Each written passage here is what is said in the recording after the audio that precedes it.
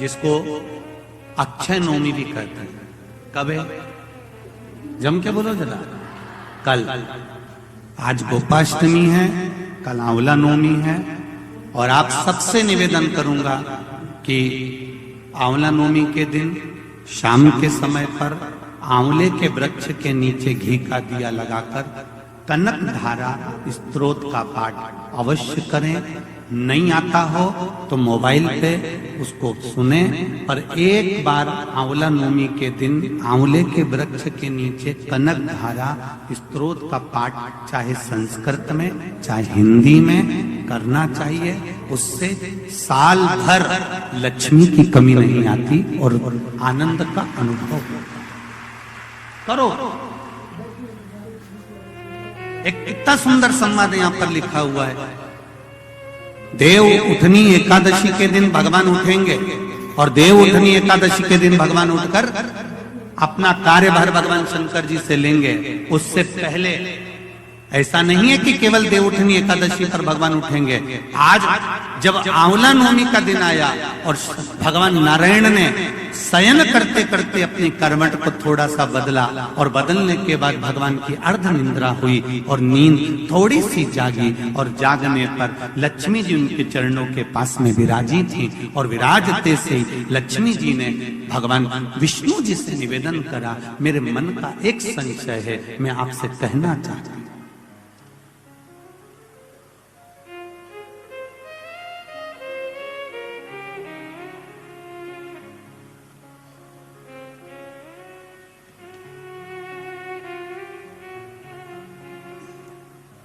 ये हमारे मन का भाव है कि हम भगवान को देव सोनी एकादशी पर सुलाते हैं और देव उठनी पर उठाते हैं। पर हमारी श्रीमद् भागवत कथा कहती है, शिव महापुराण की कथा कहती है, अग्नि पुराण, पद्म पुराण, नर्मदा पुराण हमको वर्णन करती है। एक क्षण की निंद्रा ब्रह्मा जी को आई थी और ब्रह्मा जी की झपकी एक क्षण की लगी थी और हाथ से वेद नीचे गिर गए थे। वेद नीचे गिरे, हयग्रीवा ने धारण कर लिए और चारों तरफ पानी पानी हो गया और पूरी पृथ्वी पानी में जल में मग्न होने लगी। जरा विचार करिएगा, एक क्षण की निंद्रा ब्रह्मा जी को आई और वेद हाथ से चले गए और पानी पानी हो गया। और हम कहते हैं कि देव सोनी एकादशी पर देवता सोते हैं और देव उठनी पर उठते हैं। अगर 4-6 महीने जम के अगर वो सो गया तो एक भी नहीं दिखेगा भीकण का।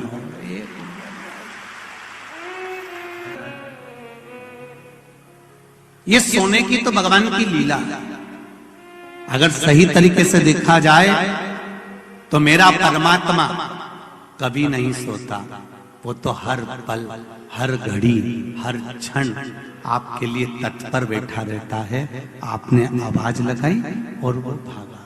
देव सोनी एकादशी पर भगवान सोए और देव उठनी एकादशी पर भगवान उठ रहे हैं। उससे पहले जो आंवला नवमी आई, इसको अक्षय नवमी कहा जाता है, इसको आनंद की नवमी कहा जाता है, भंडार भरने वाली नवमी कहा जाता है। उस दिन दिया गया, करा गया, पुण्य समाप्त नहीं होता, इसलिए इसको अक्षय नवमी भी कहा जाता है। तो लक्ष्मी जी के मन में भाव उत्पन्न हो गया। लक्ष्मी जी ने कहा, प्रभु मेरे को पूछना है आपसे कुछ, मेरे मन का संशय मिटा दीजिए। तो भगवान ने पूछा, वो संशय कौन सा?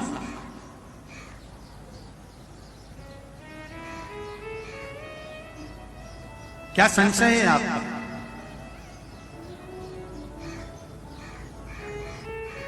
मेरा संशय केवल इतना सा है, क्या सोने से पहले आपने भगवान शंकर को पूरी सृष्टि का भार दिया था? क्या शंकर भगवान पूरी सृष्टि को सही से चला रहे हैं? आपको ज्ञात है?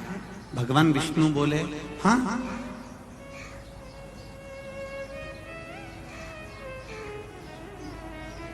चला रहा।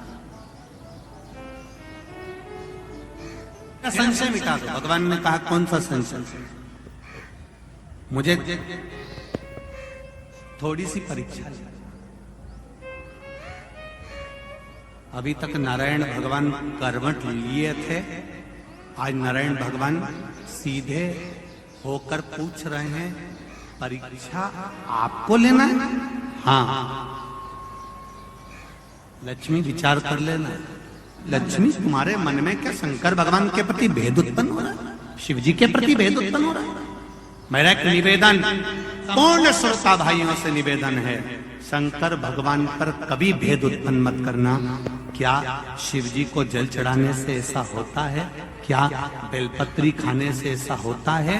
पहले चढ़ाकर देखो, खाकर देखो, लाभ हो तब विचार करिए कि हाँ होता है।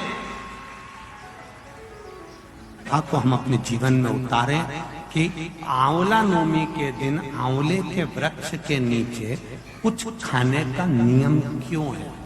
बोलो, यहाँ से पहले लोग आंवला के पेड़ के नीचे पिकनिक मनाने जाते थे कि नहीं जाते? आंवले के वृक्ष के नीचे बैठते कि नहीं बैठते? क्यों? कोई तुमसे पूछे, कल के बच्चे तुमसे प्रश्न कर लेंगे, मम्मी ये आंवले के वृक्ष के नीचे क्यों पूजन करती हो?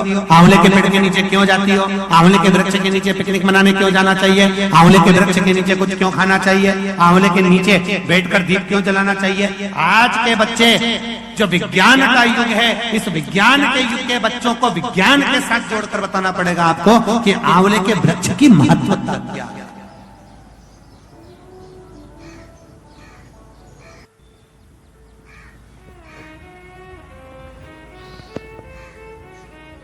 जिस जगह पर आंवले का वृक्ष होता है, उस आंवले के नीचे बैकुंठ का निवास होता है। इसलिए भोजन आंवले के वृक्ष के नीचे करना है। कल आंवला नवमी है, आंवले के वृक्ष की पूजन मेरी माताएं, मेरी दीदियां, मेरी बेटियां जब करें, भाई लोगों से भी निवेदन है, समय निकाल कर, केवल माताओं के लिए आंवले का वृक्ष नहीं है, आपके लिए भी है।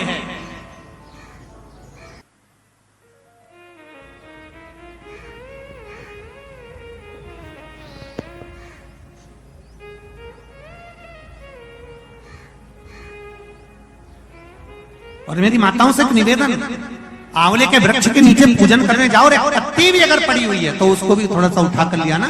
अगर घर का कोई व्यक्ति नहीं गया होगा तो उसको मस्तक पर घर में ही वो पत्ती लग जाएगी, तो बैकुंठ का भाव तो उसके पास तक पहुंच जाएगा। उतना भी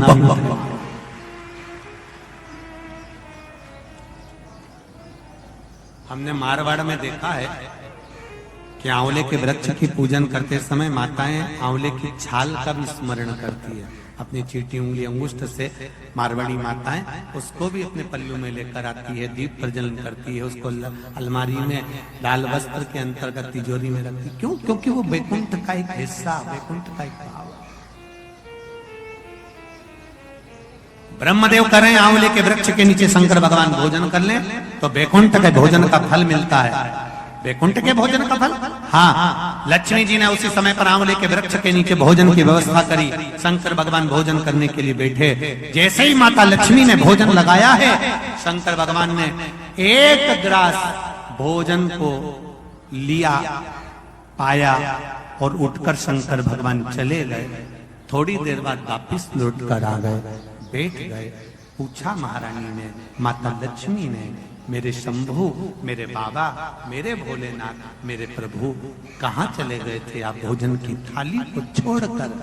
तब शिव जी कहते हैं, कोई 4 संत भूखे रह गए थे, उनको भोजन कराने चला गया था। लक्ष्मी जी ने कहा, आप सृष्टि के सही संचालन कर रहे हो, मैं जान गई आपको कि आप सृष्टि के सही संचालन करता हो। एक मन की अभिलाषा है, अगर आप पूरी कर दें, एक मन की अभिलाषा है, आप अगर पूरी कर दे तो। शिव जी ने पूछा, क्या? मेरा मन है, आप अगर ब्रह्म मुहूर्त में सुबह का समय भोजन ग्रहण कर रहे हैं तो शाम का भोजन भी मेरे ही इस बैकुंठ में श्रवण भोजन ग्रहण करें। शिव जी ने कहा, शाम को तो मैं पार्वती के साथ भ्रमण पर निकलता हूं, पर दोपहर के समय पर मैं आपके यहाँ भोजन करने फिर आऊंगा। अब की बार लक्ष्मी जी ने भोजन कराने बैठने से पहले माता लक्ष्मी ने 5 चींटियों को एक डब्बी में भरकर बंद कर दिया।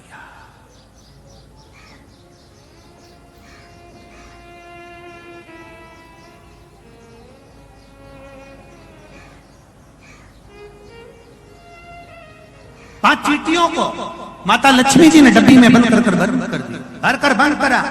शिव जी भोजन करने बैठे, बड़े प्रेम से भोजन पा रहे हैं भोलेनाथ, और आवाज लगाया भोलेनाथ जी ने, अरे लक्ष्मी, तुम्हारी माता ख्याति देवी मुझको ऐसी भोजन कराती थी। तुम्हारी माता ख्याति देवी भी मुझे ऐसे ही भोजन कराती थी और मैं प्रेम से पाता था। आज लक्ष्मी, आपके हाथ का भोजन कर कर मुझे ऐसा लग रहा है कि मेरी माता, आपकी माता ख्याति देवी ही मुझे भोजन करा रही है। आपको माता के रूप में आज मैंने देखा है, जैसे ख्याति देवी को देखा वैसे आपको देखा। तब भोजन पेट भरकर शिव जी ने जब किया, आचमन करा, लक्ष्मी जी ने कहा, भगवान नारायण ने आपको पूरी सृष्टि का भार तत्व दिया है कि पूरी सृष्टि का बोझ, पूरी सृष्टि का संचालन आपको करना है, पर मेरे मन का संशय यहीं धरा की धरा रह गया। आप पेट भरकर भोजन कर लिए और 5 चींटी भूखी रह गई।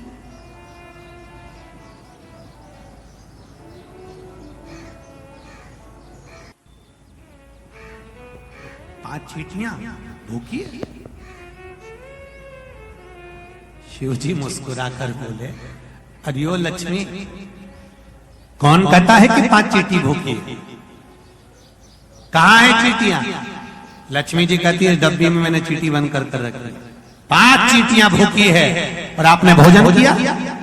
जब भगवान विष्णु ने अपनी सृष्टि का भार आपको दिया था, तो बिना उनको भोजन कराया आपने भोजन कैसे कर लिया? देवाधिदेव महादेव शंकर भगवान कहते हैं, लक्ष्मी, किसी पर आक्षेप लगाने से पहले, उंगली उठाने से पहले, ये 3 उंगलियां अपनी ओर जाती हैं कि अपने अंदर झांक कर देखो कि तुम कैसे हो। पहले विचार करो, फिर उंगली उठाओ। लक्ष्मी जी, पहले डिब्बी में जो चींटियां हैं उनसे पूछो, उनने भोजन किया कि नहीं किया? मैंने तो सुबह से चींटियों को बंद कर कर रखा है, भोजन कहां से कर लेंगे? डब्बी खोली, चींटी के मुख में चावल का छोटा सा भाग फंसा हुआ था। लक्ष्मी जी की आंख से जल बहने लगा। भोलेनाथ, इनके मुख में चावल कहां से आ गया? शिव जी ने कहा, लक्ष्मी, तू जब चींटियों को बंद कर रही थी ना, तो तुझे दोष ना लगे, इसलिए तूने चींटियों के चरण को धोख लगाया था कि मेरे साथ परीक्षा में तुम शामिल हो जाओ, मेरे साथ थोड़ी देर के लिए तुम डब्बी में बंद हो जाओ।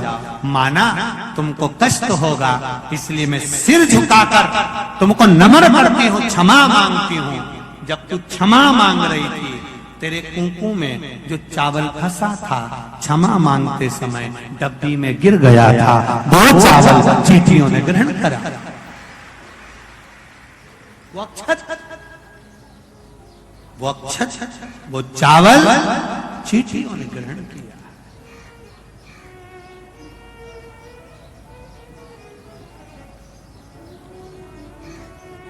महाराज, वो चावल जो चींटियों ने ग्रहण किया,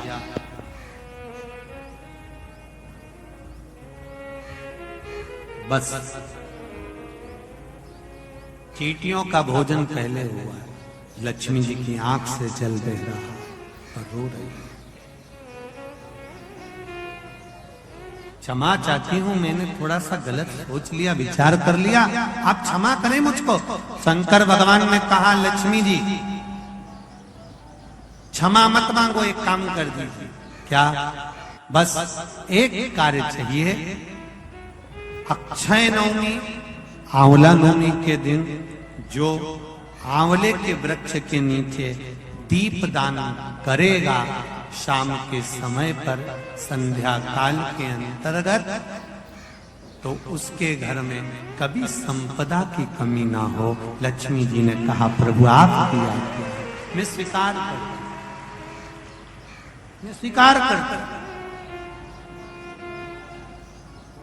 जितने भी लोग कथा श्रवण कर रहे हैं और जो लोग नहीं सुन पा रहे हो, इस कथा की एक छोटी सी बात जनमानस तक पहुंचाइए कि आंवले के वृक्ष के नीचे आंवला नवमी के दिन शाम के समय दीप दान अवश्य करें, जिससे आपके जीवन में खुशियां समाहित हो, जीवन में आनंद की अनुभूति, जीवन का सुख प्राप्त।